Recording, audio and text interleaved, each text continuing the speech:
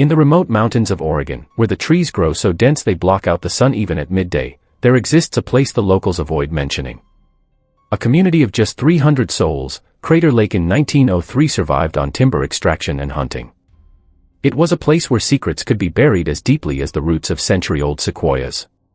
Born in these wild lands, where isolation transformed ordinary people into something very different, is the legend I'm about to tell.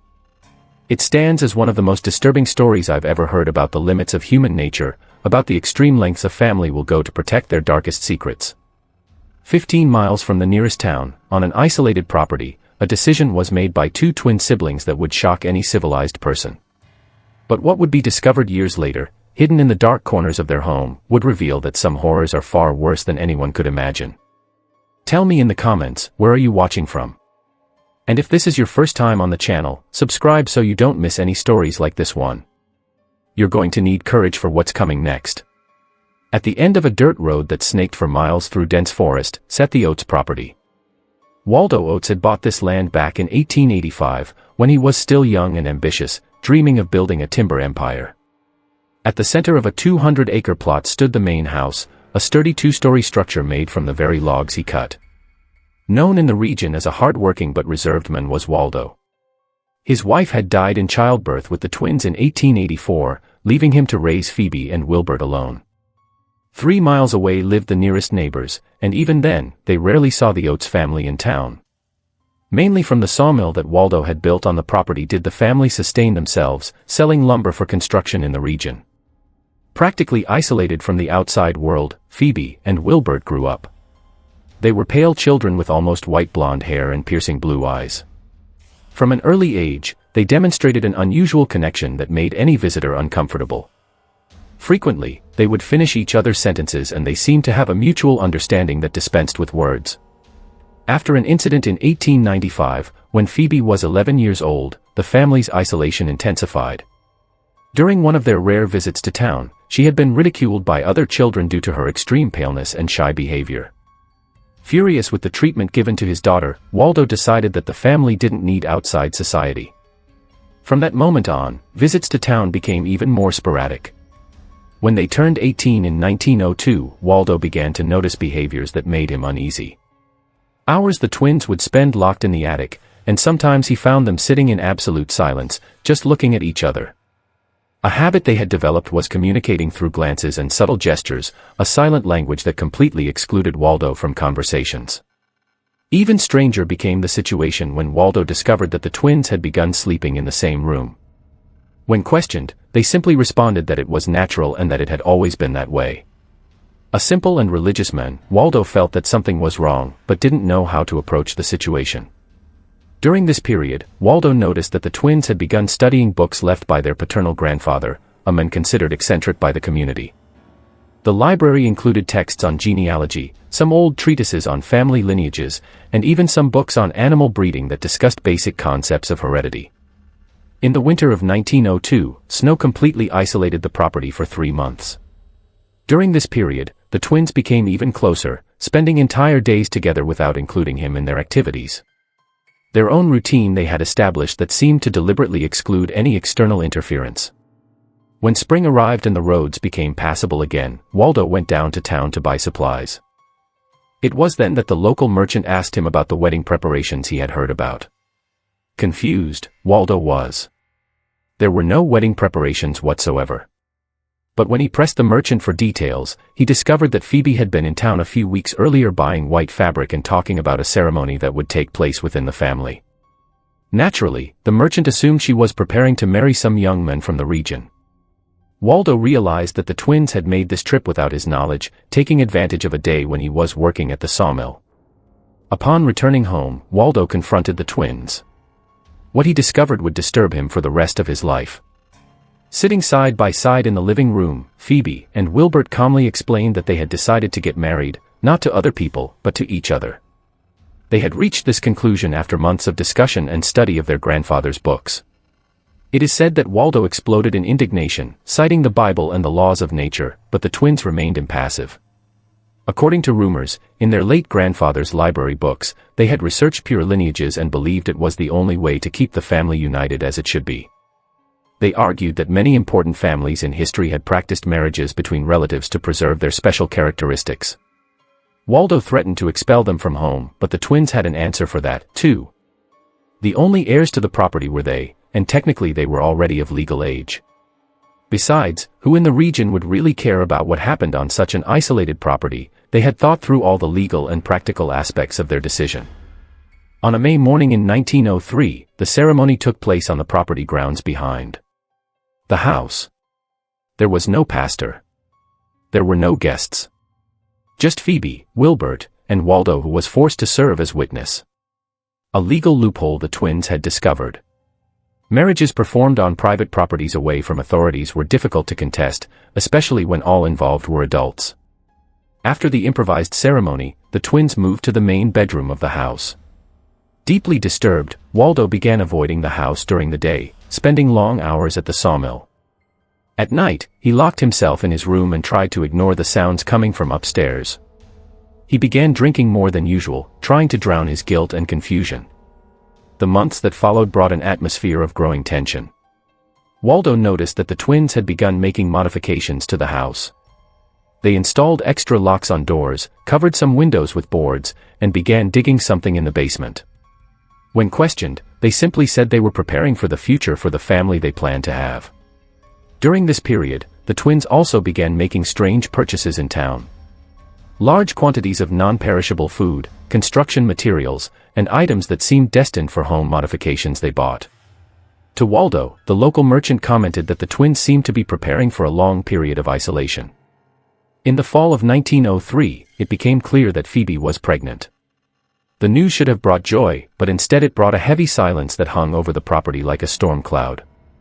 Waldo knew that any child born from this union would carry the weight of its forbidden origin. During the pregnancy, the twins became even more reserved. They rarely left the house, and when they did, it was always together, walking the property in silence. Waldo began to notice that they whispered constantly to each other, as if they were always planning something. On a stormy night in March 1904, the first child was born. Waldo was awakened by Phoebe's screams, but when he tried to help, Wilbert prevented him from entering the room. The screams lasted for hours, followed by a silence that was even more disturbing. When he was finally allowed to see the child, Waldo understood why the twins had been so secretive. The baby, a girl, had visible deformities, extra fingers on her hands, and an unusual skull shape. But what shocked him most was the parents' reaction. Instead of sadness or concern, they seemed satisfied, almost fascinated by the child's unusual characteristics. Phoebe, they say, murmured something about the child being perfect, exactly as they expected. Wilbert just smiled, a smile that Waldo would never forget, cold, calculating, as if everything was happening exactly as planned. In the following months, Waldo rarely saw the baby, whom the twins kept constantly in their room. When he asked about the child's health, he received evasive answers and looks that made him feel like an intruder in his own home. Just 8 months after the first birth, the second pregnancy came quickly. This time, Waldo noticed that the twins seemed even more anxious, constantly whispering to each other and making notes in a notebook they always kept hidden. During this second pregnancy, something strange happened. Waldo began hearing sounds coming from the basement during the night. Not just construction noises, but something that sounded like a child crying. When he mentioned this to the twins, they simply explained that it was just winds passing through loose boards. During a blizzard that completely isolated the property, the second baby was born in December 1904. This time, Waldo wasn't even informed about the labor until everything was over. When he finally saw the child, a boy, he was surprised to discover that it appeared completely normal. No visible deformities, just a healthy baby. But there was something disturbing about how the twins reacted to this normal child. Instead of the satisfaction they had shown with the first, they seemed disappointed. It was as if the child's normality was a flaw in their plans, not a blessing. During this period, Waldo noticed that the twins had begun treating the two children completely differently. The first, with her deformities, received constant attention and meticulous care. The second, apparently normal, was frequently neglected, left alone for hours, while the parents concentrated on the deformed child. It was during the winter of 1905 that Homer Mixon first appeared at the property. An experienced hunter who knew every trail in the mountains around Crater Lake was Homer. He had noticed smoke coming from the Oates chimney at strange hours at 3 o'clock in the morning, for example, and decided to investigate. The type of man who couldn't leave a mystery unsolved was Homer. He had served in the war against the Indians and had the confidence of someone who had faced real dangers. The isolated Oates property with its strange sounds and unusual schedules aroused his curiosity in a way he couldn't ignore. On the first visit, Homer was cordially received by the twins. They offered coffee and talked about the weather, but Homer noticed several strange things. First, he didn't see or hear any of the children despite knowing that at least 2 had been born. Second, there was a strange smell in the house. Not exactly bad, but medicinal, as if something was being constantly disinfected. Even more disturbing were the twins themselves. Homer had known many couples in his life, but had never seen 2 people who behaved so coordinatedly. They frequently spoke almost simultaneously, as if they shared the same thoughts, and when one moved, the other seemed to automatically adjust. During the visit, Homer also noticed that the house had been significantly modified, several windows had been covered with boards, new locks had been installed, and there was evidence of recent construction in the basement. When he asked about the modifications, the twins explained that they were improving the house to accommodate their growing family. Homer asked to use the bathroom and took the opportunity to explore the house a bit. It was then that he heard something that made him stop in the middle of the hallway. The unmistakable sound of a child crying coming from somewhere beneath his feet. But when he returned to the living room, the twins were conversing normally, as if nothing had happened. When Homer casually mentioned that he had heard a baby crying, the twins' reaction was immediate and disturbing. The smile disappeared from their faces simultaneously. And for a moment, Homer saw something in their eyes that made him instinctively take a step back. They explained coldly that he must have heard the wind, that these old houses make strange noises. Homer left the property that day with the feeling that he had stumbled upon something much bigger than simple family eccentricity. He had seen enough of life to recognize when something was fundamentally wrong, and everything about the Oates twins screamed danger. In the weeks that followed, Homer couldn't get the visit out of his mind. He began asking discreet questions in town about the Oates family. What he discovered only increased his concern. No one had seen the twins' children. Dr. Clarence Benson, when questioned, became visibly uncomfortable and quickly changed the subject. Homer also discovered that the twins had made several unusual purchases in recent months. Large quantities of lime, excavation tools, and strangely several yards of heavy rope.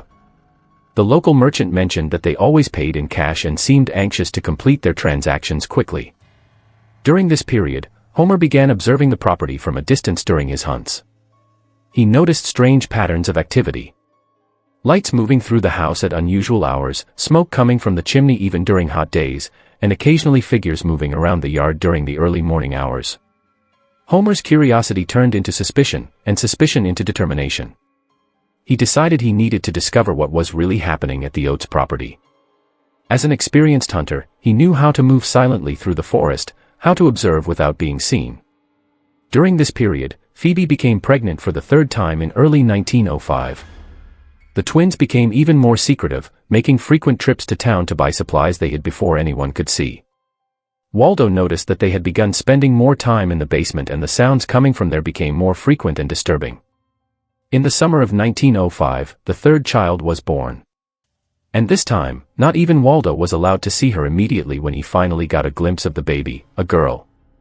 He was shocked to see that the deformities were even more severe than those of the first child. The child had visible breathing difficulties and clearly abnormal physical development. But what most disturbed Waldo was realizing that the twins seemed to be meticulously documenting every aspect of their children's development. They made constant notes, measured parts of the baby's bodies, and discussed physical characteristics as if they were scholars observing specimens. During this period, Waldo also noticed that the twins had begun referring to the children not by names, but by numbers or characteristics. The first was the special one, the second was the failure, and the third was the improved one. This clinical and inhuman language deeply disturbed him. At the end of February 1905, Homer made his second and final visit to the Oates property. This time, he didn't knock on the front door. Instead, he waited until dawn and approached the house through the trees, moving with the skill of someone who had spent decades hunting in the mountains. What Homer saw that night would change everything, but he never had the chance to tell anyone. Through a basement window that the twins had forgotten to completely cover, he witnessed something that made him question his own sanity. The basement had been divided into sections, and in each section there was evidence of occupation. Small spaces that seemed to have been prepared to confine something or someone.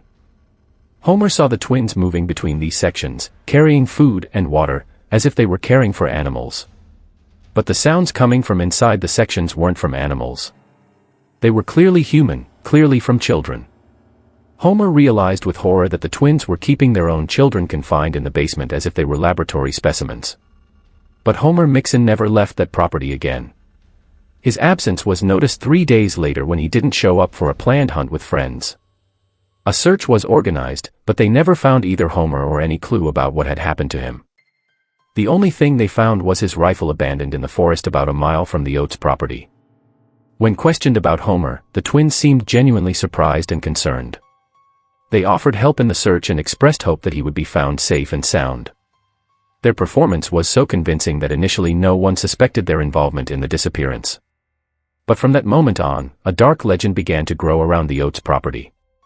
People began whispering that the family protected their secrets lethally, that anyone who got too close simply disappeared. At the end of 1905, Phoebe's fourth pregnancy occurred and the child was born in the spring of 1906. This time, not even Waldo knew about the birth until weeks later. When he finally saw the child, a boy, he discovered that it appeared physically normal, but there was something disturbing about its behavior. The child rarely cried, rarely moved, and had an empty look that didn't seem to focus on anything.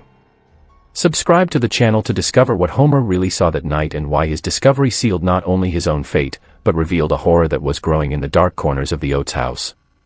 An atmosphere of silent fear was created by Homer Mixon's disappearance that spread through the Crater Lake community like an infection.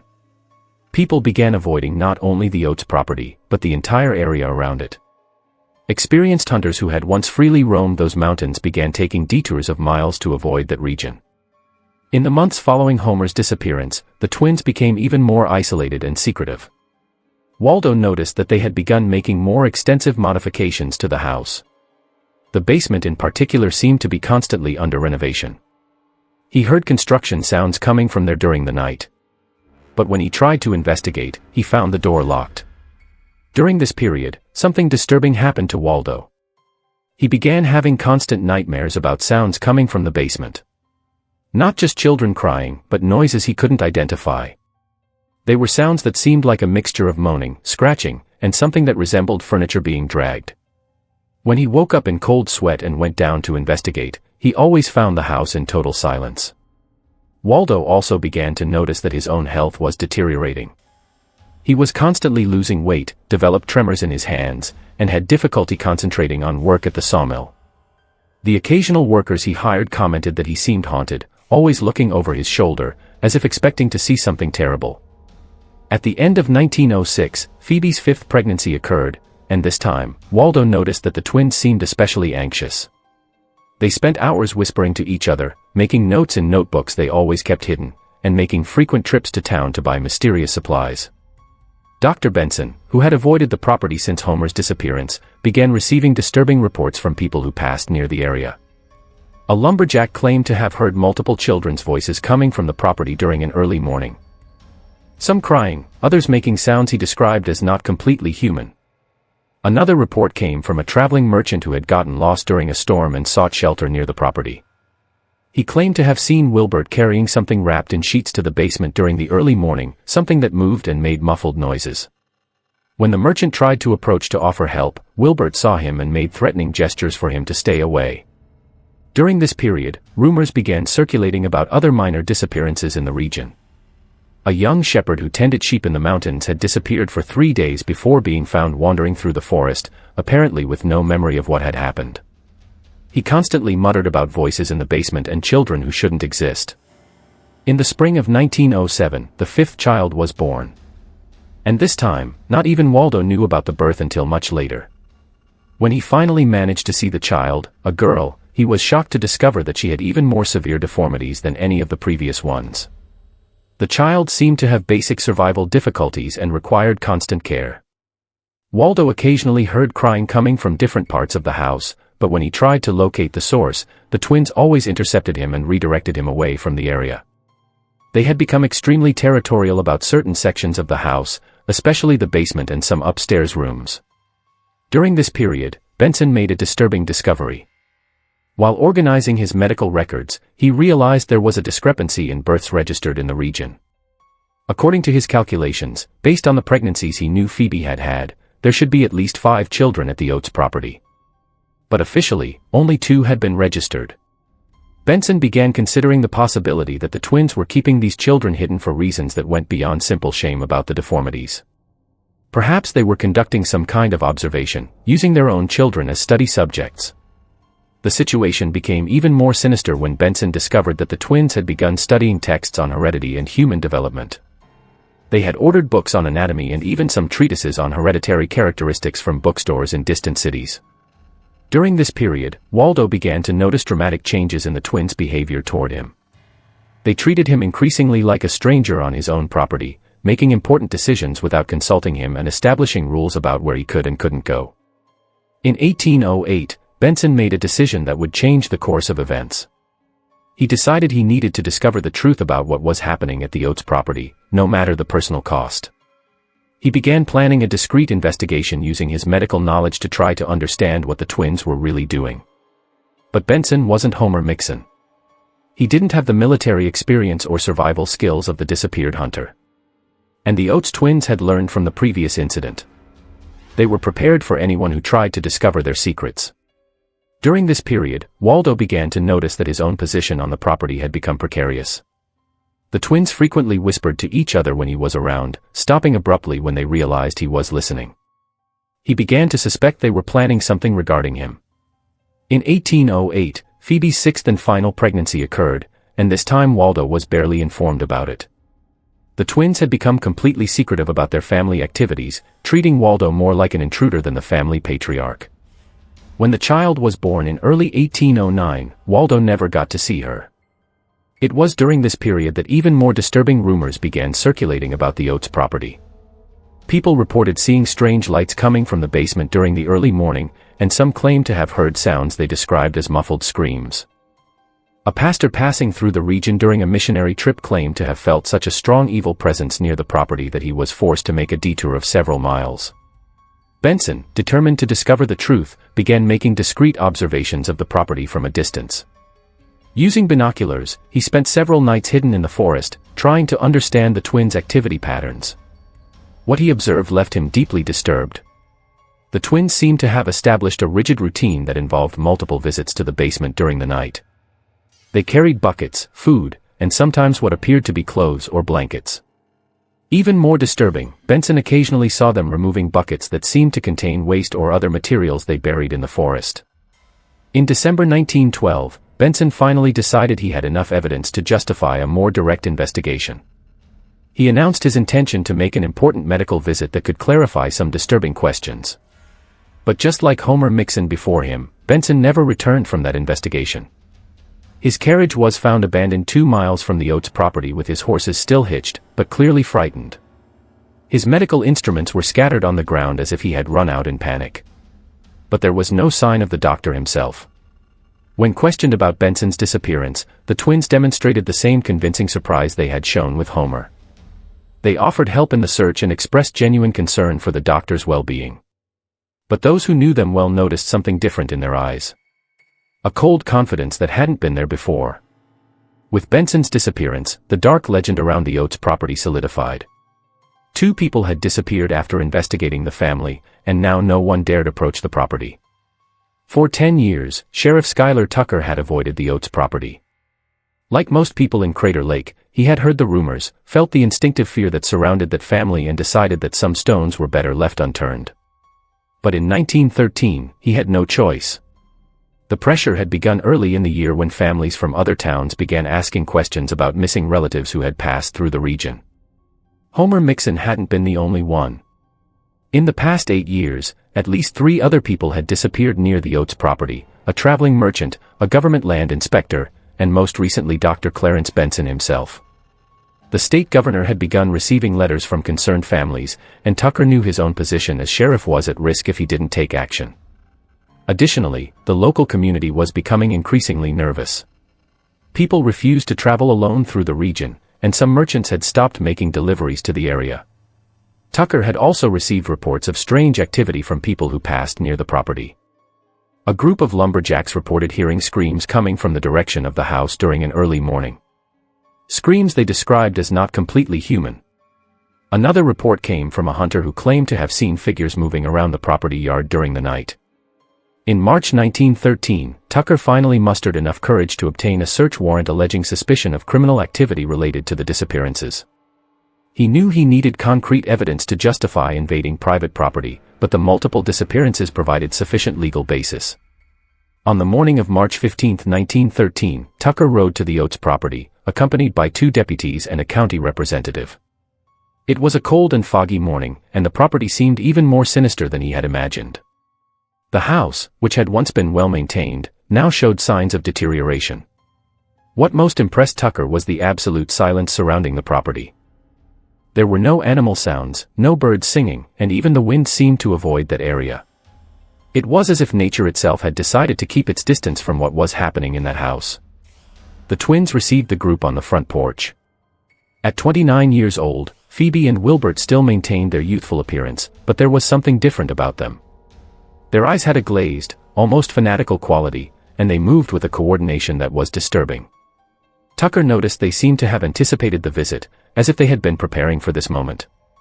When Tucker presented the warrant, the twins showed no surprise or indignation. Instead, they simply looked at each other and smiled, an identical smile that made Tucker feel a chill down his spine. It said that Wilbert calmly said they had been waiting for this visit for a long time. On the main floor of the house, the search began. Tucker immediately noticed the extensive modifications that had been made over the years. Doors had been reinforced with metal bars. Windows had been sealed, and there were heavy locks on practically every room. The house seemed more like a prison than a family residence. On the upper floor, Tucker found evidence of the twins' family life. There was a main bedroom where they clearly slept together, and several smaller rooms that seemed to have been used as nurseries, but what most disturbed him were the drawings on the walls, detailed anatomical diagrams, complex family trees, and schemes that seemed to map physical characteristics through generations. Tucker also found piles of notes written in the twins' identical handwriting. The notes documented physical and behavioral aspects of various children using clinical and inhuman language. The children were referred to by numbers and characteristics, not by names. It was in one of the upstairs rooms that Tucker made his first truly disturbing discovery.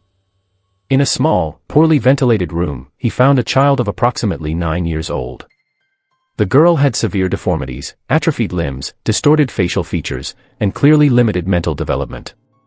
She was locked in the room with the door reinforced from the outside. The child appeared malnourished and frightened, making inarticulate sounds when she saw the strangers.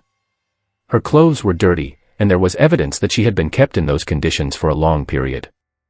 The room had only a small window covered with boards, and the smell was nauseating.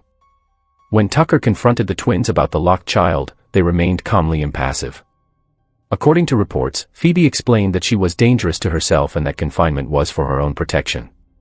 Wilbert would have added that Tucker didn't understand the special nature of their children.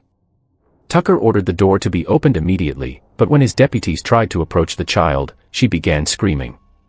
Not normal screams of fear, but sharp and piercing sounds that seemed almost animalistic. The child had clearly lost the capacity for normal communication. The search continued to the ground floor, where Tucker discovered that the kitchen had been partially converted into something that resembled an observation space. There were rudimentary instruments, jars containing unidentified liquids, and piles of detailed notes about physical development and hereditary characteristics. But it was when Tucker went down to the basement that he discovered the true extent of the horror that had been growing on the Oates property for almost a decade. The basement had been completely transformed into a series of improvised rooms, each with reinforced doors and small openings for ventilation. In the first room, Tucker found a boy of approximately 8 years old. Physically, the child seemed relatively normal, but when Tucker tried to talk to him, it became clear there was severe mental retardation. The boy just stared fixedly, making repetitive movements with his hands. The second room contained a girl of about 7 years old with physical deformities similar to the child upstairs. She was in even worse condition, malnourished to the point of emaciation with open wounds on her wrists where ropes had cut her skin. When she saw Tucker, she tried to hide in the darkest corner of the room. The third room was empty, but there was clear evidence of recent occupation. The floor was covered with dirty straw. There were ropes attached to the wall and a nauseating smell that Tucker recognized as decomposition. On the wall, someone had scratched marks, hundreds of them, as if counting days or trying to maintain sanity. It was in the fourth room that Tucker made the discovery that would haunt him for the rest of his life. In the darkest corner, partially hidden under a pile of rags, he found the mortal remains of a small child. The body was in an advanced state of decomposition, but it was still possible to see that the child had died under terrible conditions. There was evidence that the child had tried to escape before dying. The nails were broken and there were desperate scratches on the wooden walls. The body was in a fetal position, as if the child had died trying to protect itself. When Tucker confronted the twins about the body, they didn't deny its existence. Instead, according to reports, Wilbert calmly explained that not all specimens survived the process. Phoebe would have added that death is part of observation, just like life. It was then that Tucker realized the true nature of what had been happening on the Oates property. It wasn't simply a case of child neglect or even abuse. The twins had been conducting deliberate observations on their own children, treating them as study specimens instead of human beings. The notes Tucker found confirmed his worst suspicions. The twins had been meticulously documenting each child's development, recording deformities, measuring mental capacities, and even testing different forms of confinement to see how the children reacted. One of the most disturbing notes described how they had tested one of the children's resistance limits, depriving her of food for specific periods to observe the effects on physical and mental health.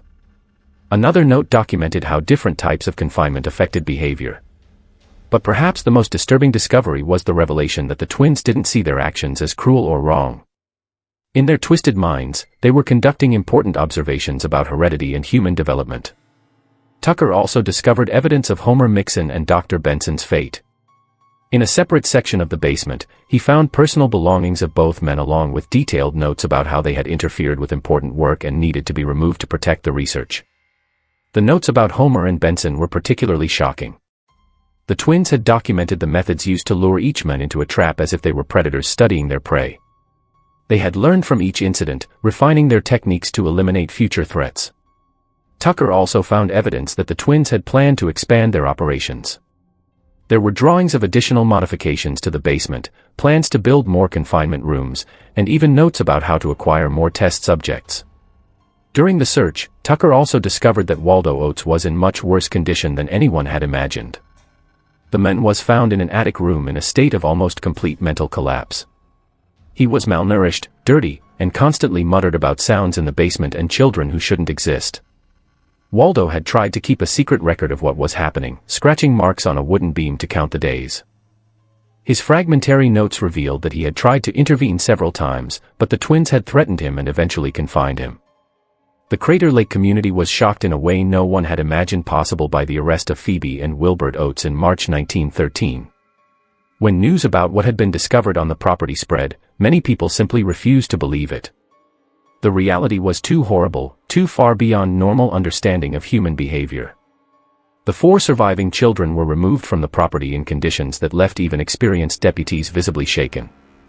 The 9-year-old girl, who had spent most of her life confined, couldn't walk properly and had developed additional deformities due to prolonged confinement. The 8-year-old boy, despite being physically more normal, had the mental capacity of a much younger child and seemed incapable of basic verbal communication. He had developed strange repetitive behaviors, constantly rocking, banging his head against walls and making rhythmic sounds that seemed to be his only form of self-consolation. The 2 youngest children, found in the basement, were in even worse condition. The 7-year-old girl weighed less than 40 pounds and had infected wounds all over her body. She had developed a pathological fear of sunlight and hid whenever exposed to any bright lighting. The youngest boy, approximately 6 years old, had lost sight in one eye due to an untreated infection and showed signs of severe trauma. He didn't respond to his own name and seemed to have forgotten how to be human. When they tried to feed him, he ate like an animal using only his hands. A female doctor specializing in child care was brought from Portland to examine the children. She described their conditions as the worst she had seen in a 20-year career. It was estimated that the children had been kept in captivity for years, possibly since birth. But perhaps more disturbing than the children's physical conditions was their behavior. They seemed incapable of forming normal emotional connections with other people, reacting to attempts at affection with fear or aggression. They had developed strange mannerisms and refused to be separated from each other. The children also showed signs that they had been conditioned to obey specific commands. When someone clapped twice, they immediately curled up in fetal position. When they heard heavy footsteps, they automatically moved to room corners. During interrogations, Phoebe and Wilbert maintained the same disturbing calm they had demonstrated during the search. They didn't deny any of the accusations against them, but also showed no remorse or understanding that their actions had been wrong. According to interrogation reports, Wilbert explained that they had been exploring the limits of human heredity and that their children were unique study subjects due to their consanguineous origin. He genuinely believed that his children's deformities and mental limitations provided valuable data about how genetic characteristics were transmitted through generations. Phoebe, in turn, would have described the captivity conditions as controlled environments necessary for precise observation. She didn't see confinement and isolation as cruel, but as necessary tools to keep variables under control. During interrogations, it was also revealed that the twins had planned their actions for years before even getting married. They had studied cases of consanguinity in other families, researched hereditary deformities, and even visited institutions for people with disabilities to observe other cases. The bizarre nature of the crimes combined with the perpetrator's scientific coldness captured public imagination in a way few criminal cases had achieved. The Oates twins' trial became a regional sensation, attracting curious onlookers from various neighboring towns. During the trial, prosecutors presented evidence that the twins had planned their observations for years before even getting married. They had studied texts on heredity, corresponded with people who had theories about human improvement, and even visited institutions for people with disabilities to observe other cases. The defense tried to argue that the twins were mentally incompetent, victims of their own isolation and distorted ideas. They brought experts who testified about the effects of extreme isolation on the human mind, and about how consanguinity could have affected the twins' own sanity. But prosecutors demonstrated that their actions had been deliberate, planned, and executed with precision over almost a decade. The verdict was unanimous: guilty of murder, aggravated child abuse, and a series of other charges. Phoebe and Wilbert were sentenced to life imprisonment. Even in prison, they continued to maintain that their actions had been justified and that one day science would validate their methods. Waldo Oates, who had been found in a state of complete mental collapse on the property, never recovered from the trauma of discovering the full extent of what had been happening under his own roof. He was committed to a state asylum where he spent his last years muttering about sounds in the basement and children who should never have been born. He died in 1918, still tormented by nightmares about his family. The 4 surviving children were placed in specialized care, but their recovery prospects were grim. Years of abuse and neglect had caused physical and psychological damage that was largely irreversible. The oldest girl never learned to walk properly and remained in institutional care for the rest of her life. The boy with mental retardation showed some improvement with dedicated care, but never developed beyond the capacity of a small child. He learned some basic words and managed to perform simple tasks, but was never able to live independently. The 2 youngest children had even more tragic fates. The 7-year-old girl died from medical complications just 2 years after her rescue. Her body simply unable to recover from years of neglect. The youngest boy lived until 15, but never fully adapted to the outside world. He developed a series of debilitating phobias and died during a panic attack. The Oates property was abandoned after the trial and quickly deteriorated. The house, which had been the scene of so much horror, was eventually destroyed by fire in 1920. Some say it was arson, others that it was caused by lightning. But most people in Crater Lake preferred to believe that the house had simply decided to destroy itself.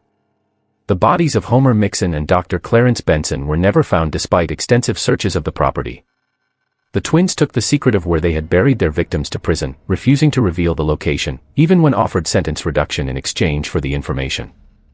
Phoebe died in prison in 1934 at 50 years old from natural causes. Until the end. She maintained that her actions had been justified and that history would vindicate her. Wilbert survived until 1951, spending almost 40 years in prison. He never showed remorse, never asked for forgiveness, and never stopped believing he had been conducting important work. In the years following the trial, the story of the Oates twins became a dark legend in the Oregon mountains. The legend tells that on the quietest nights, it's still possible to hear echoes of what happened on that property. Hunters who venture too close to the area where the house stood report hearing sounds they can't explain. Muffled moans, scratching, and sometimes what seems to be children crying, carried by the wind. Some older residents of Crater Lake whisper that the forest around the old property was never the same again. Animals avoid the region, and even the most experienced hunters report a feeling of unease when approaching the location. In the silent mountains of Oregon, where trees grow dense enough to hide humanity's darkest secrets, the legend of the Oates property remains as a haunted reminder of what happens when isolation and obsession combine lethally. An uncomfortable truth is forced upon us by the story of Phoebe and Wilbert Oates, that the deepest horrors don't come from supernatural forces or creatures of our imagination, but from the human capacity to rationalize the unthinkable. Two siblings who should have protected their children instead transformed them into objects of observation, convincing themselves they were serving a greater purpose. What makes this legend even more disturbing is the coldness with which the twins conducted their actions. They didn't act on impulse or in moments of anger. Every action was calculated, documented, justified in their twisted minds as scientific progress. They created a complete system of horror complete with classifications, detailed observations, and even elimination of interferences. The children who survived carried the scars of those years for the rest of their short and traumatized lives. They never knew normal parental love, never experienced the security every child deserves, never had the chance to develop their full human potential. They were reduced to specimens in an improvised laboratory. Their own basic needs sacrificed on the altar of perverted curiosity. Perhaps the most shocking aspect is that the twins never showed remorse until their last days in prison. They maintained they had been doing important work, that their discoveries would one day benefit humanity. This inability to recognize the monstrosity of their actions reveals a fundamental disconnection from basic human empathy. The legend also reminds us how dangerous isolation can be. Crater Lake in 1903 was a place where secrets could be kept for years, where screams in the middle of the night could be ignored as wind in the trees, where disappearances could be explained as hunting accidents. Geographic isolation allowed the twins to operate without supervision, transforming their property into a chamber of horrors that functioned for almost a decade. Today, when we look back at this legend, we are forced to question how many other dark secrets are hidden in isolated places. How many other families use isolation to hide unthinkable acts? And perhaps more importantly, how can we recognize the signs before it's too late? The Oates property may have been destroyed by fire, but the lessons of its story remain. They remind us that we must be vigilant, that we must question when something seems wrong, and that we should never assume that civilization and morality are guaranteed. Sometimes the most dangerous monsters are those who hide behind facades of normality, conducting their horrors in silence, away from society's eyes. In the Oregon mountains, where the wind still whispers through ancient trees, the legend of the Oates twins serves as an eternal warning. That human capacity for evil has no limits, and that sometimes the deepest horrors are those created by our own hands. Countless secrets are still held by the mountains of Oregon, buried beneath their ancient trees. And the legend of the Oates twins reminds us that some of humanity's darkest chapters unfold in the most isolated places. If this story left you questioning what other mysteries might be hidden in forgotten corners of our world, make sure to subscribe and hit that notification bell because every day we dive deep into the legends that refuse to stay buried. Share this video with someone brave enough to hear these tales and let me know in the comments what other remote locations do you think might be hiding secrets like this. Your suggestions might just become our next investigation into the shadows of the past.